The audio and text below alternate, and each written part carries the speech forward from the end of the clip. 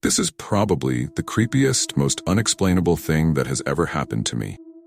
I used to work overnight as a security guard at the local port. Usually none of the port workers would stay overnight except for the safety official. I wouldn't be on the shift alone since the site has a radius of nearly 2 miles. Overnight, usually there would be 3 guards, including me.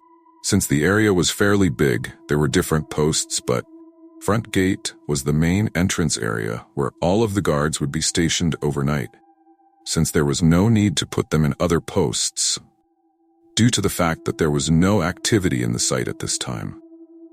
The veteran guards that have been there for years would often say that the site was haunted, given the fact that there have been accidents and deaths that occurred in the area a long time ago.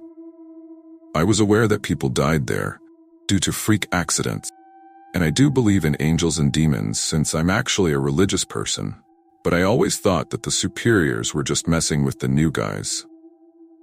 I would work 5 to 6 nights out of the week, and for the first few weeks, I never really saw or heard anything out of the ordinary, except for maybe a few questionable creaks, and would see a few misplaced objects while doing my patrol rounds.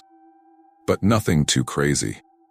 Just to describe the setting to you, this is a fairly big site, and on occasions when there were big projects being constructed at the port, the workers would sometimes stay overnight. Due to the fact that there were times where port workers were required to stay at the port for a few days, there's a gym in the site for their convenience. This gym is fairly old. In the gym, there's a sauna, weights, and even a racquetball court. If you don't know what a racquetball court is, it's similar to an indoor tennis court with thin plastered walls and thick glass doors. Usually on our patrol rounds, me and one of the other guards, Mike, would stop by the gym and play a few rounds of racquetball before returning back to the front gate. On one of those nights, me and Mike decided to hit a full workout instead of playing racquetball in the cage. This is around 2:30 a.m., and the entire building is so quiet that you can hear the electricity running through the lights. The air conditioner is off, and so is everything else. The only thing that's running are the lights. 15 to 20 minutes into the workout, we hear a loud thump. We crossed it off as nothing and continued working out. Then after a few more minutes, we heard the loud thump once more. At first, we thought it was our lieutenant, which could have been walking around, but then we radioed him and he gave us his location, which was front gate. We tried thinking logically on what could be making those thumps on the wall. They were coming from the court on the other side. We thought it was the air conditioner, but then we remembered that it was off, and even when it's switched on during the day, there's no reports of thumps coming from the air conditioner. After a few more minutes, the thumps started occurring one right after another. We were very creeped out at this point, but what we were about to witness still scares the absolute shit out of me till this day. We started to approach the other side of the gym to where the glass door was. We turned on the flashlight and aimed it towards the clear glass door. And I got chills all over my body, and I started tearing so much out of fear that I was about to cry. We saw one of the balls rolling slowly by itself inside the court, but there was no one in there. So that means the loud thumps were the balls mysteriously being tossed against the wall, as if someone saw something was playing inside the cage. We were both so confused and frightened to how this was really happening. We couldn't make sense of any of it.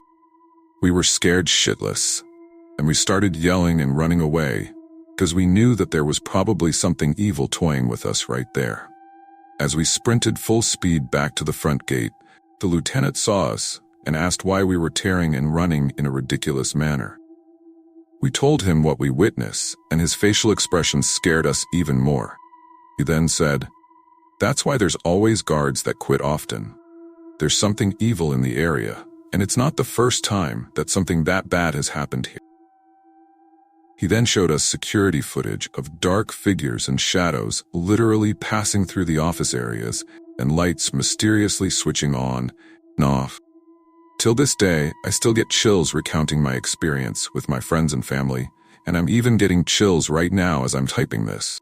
I had never had a real encounter with the supernatural until that night. Many say that it was a demonic presence messing around, Others say it was a ghost of a dead person who died in the area. I don't know what it was, but I didn't last long in the job after that. At 19, I was hired for the role of a correctional officer. One of the youngest there was at the time, working at the most dangerous prison in Australia. I had worked there for 40 years, 7 days a fortnight, 12-hour shifts. While it sounds like a pretty laid-back role, easy money really, the toll it takes on the mind is unimaginable. The point where no money could encourage me redo my time working there. There were good times where the men I worked with would better themselves and make something out of their lives afterwards.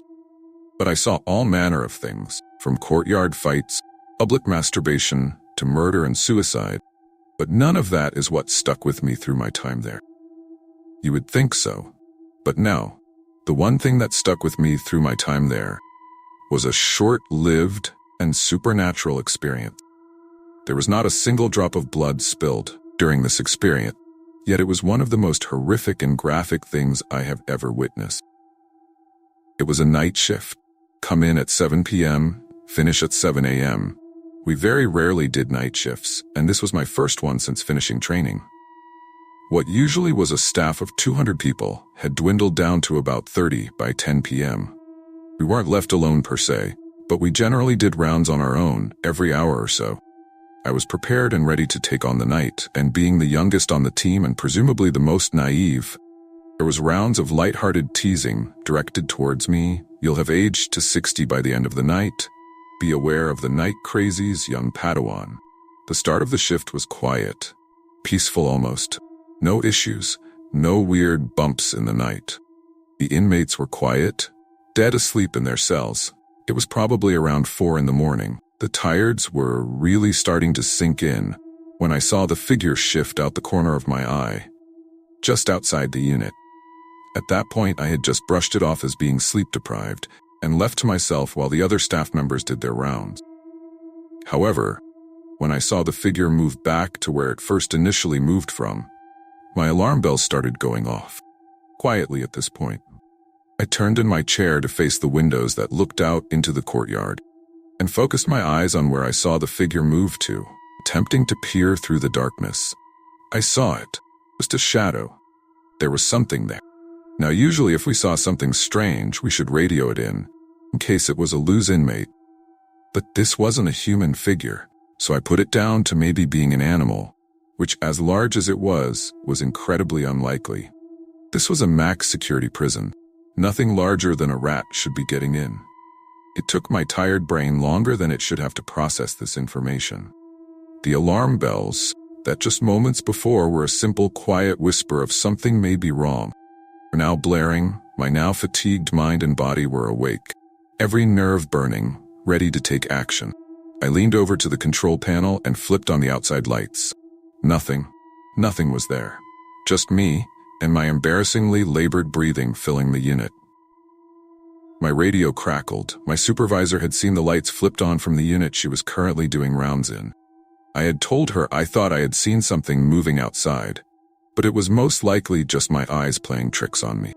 She had laughed back and said something that caused my skin to break out in a chilled sweat. We said to be careful of the night crazy.